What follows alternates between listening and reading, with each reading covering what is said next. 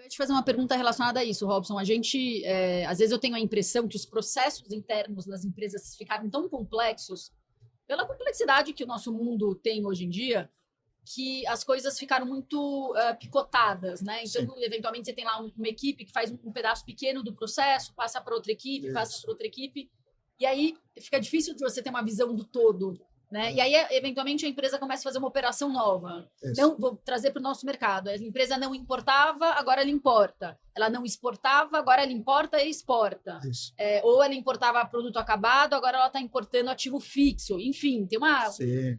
E não necessariamente a empresa vai parar naquele momento e fazer uma análise. Às vezes é uma coisa que, né, exige, a empresa viu uma oportunidade de negócio, já vai começar a operar.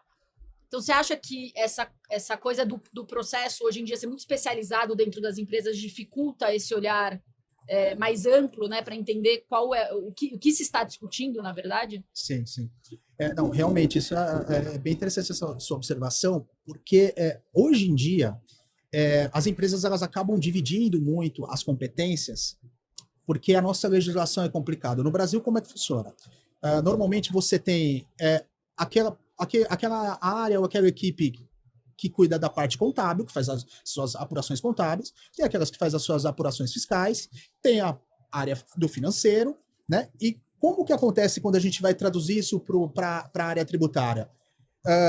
Primeiro, alguém contrata ou vende aquilo. Depois, a receita oriunda daquilo ali, ou né, a tua importação, você vai ter que tributar aquilo.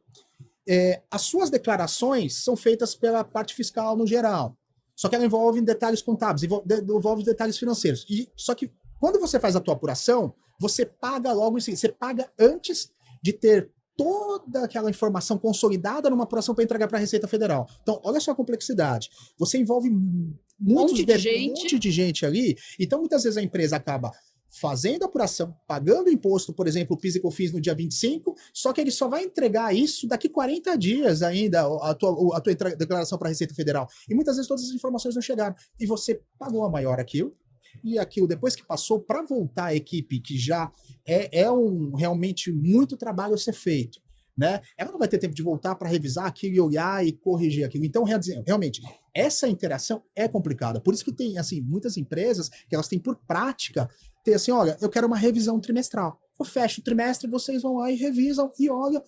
E, assim, e não é assim, criticando essas áreas, não é isso. Na verdade, eles sabem que isso é corrido, então eles já têm isso como cultura, né? Tem alguns clientes que a gente conseguiu demonstrar isso, a essencialidade disso, de você conseguir realmente revisar esses, né, fazer uma revisão periódica e trazer um resultado. Você fala, olha, você vai recuperar alguma coisa, não sei o quê. Legal. Né? E pode acontecer por N situações, né? Mas realmente isso é uma coisa que espero eu que vai se tornar uma prática bem comum, porque, como eu disse, muitas vezes o lucro da operação está no tributo. Né? Às vezes você fala, pô, qual é o teu lucro nesse... aqui é 10%, 20% aqui nesse produto. Só que muitas vezes você está pagando 18% de ICMS e você conseguia zero naquele item, ou 4%. Então, né? Quando a gente fala da importação, né, depois do custo da mercadoria, o segundo custo do processo são os impostos. Sim. Então, a gente vê itens que tem 25%, 30% só de imposto de importação, que é um custo na veia, né? Depois Exatamente. Os outros você ainda consegue se creditar.